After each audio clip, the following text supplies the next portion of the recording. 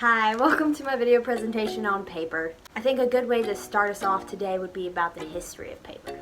So before paper was actually being made, people would write on pottery, shells, pieces of bamboo, and papyrus. Papyrus comes from the papyrus plant, and that's why it's called paper. But the Greeks and Romans eventually replaced papyrus with parchment paper.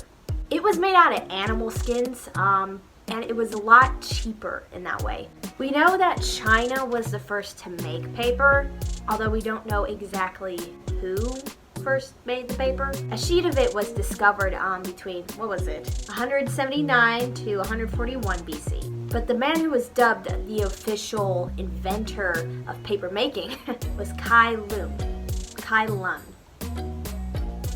who was a eunuch court official of the Eastern Han dynasty. And what inspired him most to make paper was how wasps made their nests. It took a little bit for the production of paper to spread throughout the world, but now thankfully we know how to mass produce it. And yeah, that is just the beginning of the history of paper. Okay, on to the really fun stuff. Types of paper. Surfaces of paper are so important, much more than a lot of people would think it would be. Different types of paper have different uses. This high quality paper right here is called rag paper. It will not break down over time. It is made to last and will usually have a logo stamped on the bottom. This type of paper is made entirely out of linen or cotton. Another good one I know everyone is familiar with is tracey paper. This kind of paper is so thin and is made so you can see through it to trace over what you're working on easily. How about canvas paper? Canvas paper, also known as acrylic paper, is a wonderful solution if you are wanting to get into painting, but don't, completely want to ruin a whole canvas that costs a lot. Where canvas is made out of fabric, canvas paper just simulates it with its textured surface, great for experimentation. Another kind is construction paper, which is dyed paper and thicker than printing paper, hence the name. Pretty good for DIYs and crafts. It won't wrinkle or tear easily. Moving on to origami paper. The best origami paper to use is kami, which is origami in Japanese. Surprise! Origami is made to be thin but also foldable. I mean, if you think about it, trying to do origami with anything else other than origami paper is a real struggle and a half. Other types of paper won't crease as well and won't hold as well. That is what is so special about kami. And I actually attempted origami.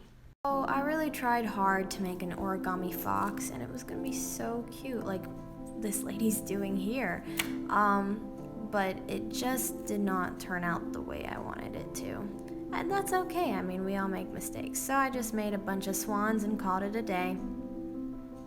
Alright, the next few are going to be pretty quick and fast. We've got vellum, which I'm pretty sure most of you are familiar with. It's really great at holding graphite and is used for purposes such as drafting.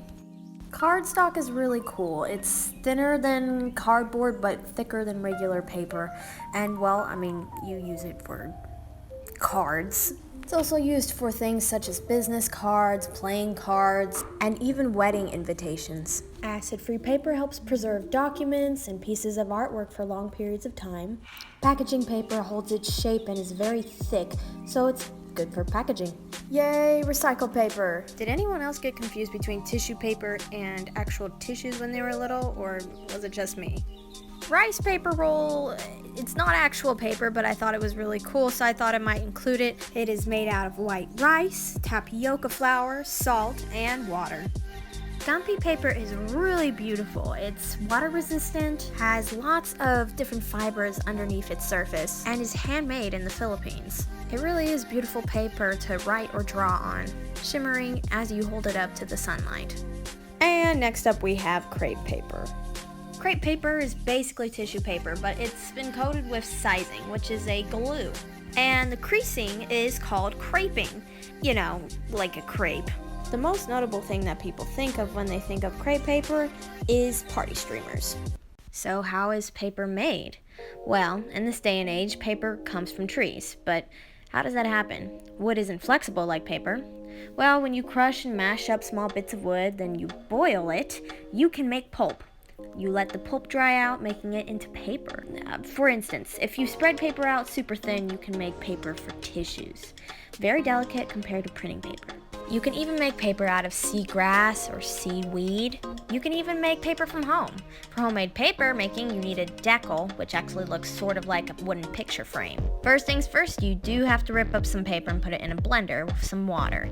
Then you would blend it into pulp. You can put other things in as well, like fiber shreds, newspaper. There's a lot more to it, but once you put the substance inside of the water and pull the decal out with the substance on top, you put that on top of a paper towel and you let it dry out, of course, after soaking up all the water with a sponge. Yeah, and there you have it, basically. You can use other tools on it, like, well, scissors, paintbrush, pencil, pen. Yeah. Okay, there are a lot of functional items made from paper that we don't even realize that are made from paper on the day-to-day basis. Let's start out with cardboard. I mean, cardboard is made out of paper, which is kind of weird to think about. Oftentimes I wondered to myself what the heck cardboard actually was. But it is compiled of many thick pieces of paper like cardstock. Out of cardboard comes boxes. Cereal boxes, soda boxes. Cardboard boxes do so much for us. There's tissue boxes. Oh, that's another thing. Tissues are super useful things, especially if you're watching a really sad movie. Come back! Come back!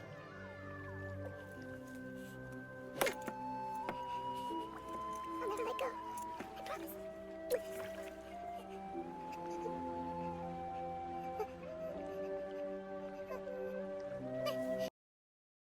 Another cool thing to come out of cardboard is Google Cardboard. Basically, you can use it as a way to view 360 content. You slip your phone in and view the world that way. How about blending stumps? Those are super important. I mean, stickers are pretty cool too. They make cardboard support frames now as well for beds, and they are actually pretty durable. For kitty litter sometimes recycled paper is used, and for doggy litter, well, yeah, that's a thing. It's oftentimes made of recycled newspaper. Or for bedding for your hamster, it's made out of paper and wood particles and other things like grains. Oh yeah, and money is pretty great too. However, there is one functional item that trumps all of the other ones. Some might go as far as to say that we need it to survive. The ultimate prank tool, the greatest substitute when tissues won't suffice. The first thing you reach for when you spill nail polish on the floor. The greatest comfort in your washroom. The number one spot of useful items made from paper goes to, you've guessed it, toilet paper. So real quick before we go, here are a few pieces of artwork made out of paper. So these right here are incredibly lifelike portrait sculptures made by Bert Simmons. Basically, the story behind it was he was having a little bit of a midlife crisis, so he decided to make these to leave part of him behind. This next one is made by Brian Detmer, and he would make these amazingly complex books, completely repurposing it. But not just carving out a book to make a beautiful design, but he would also reveal certain words that he wanted to be shown.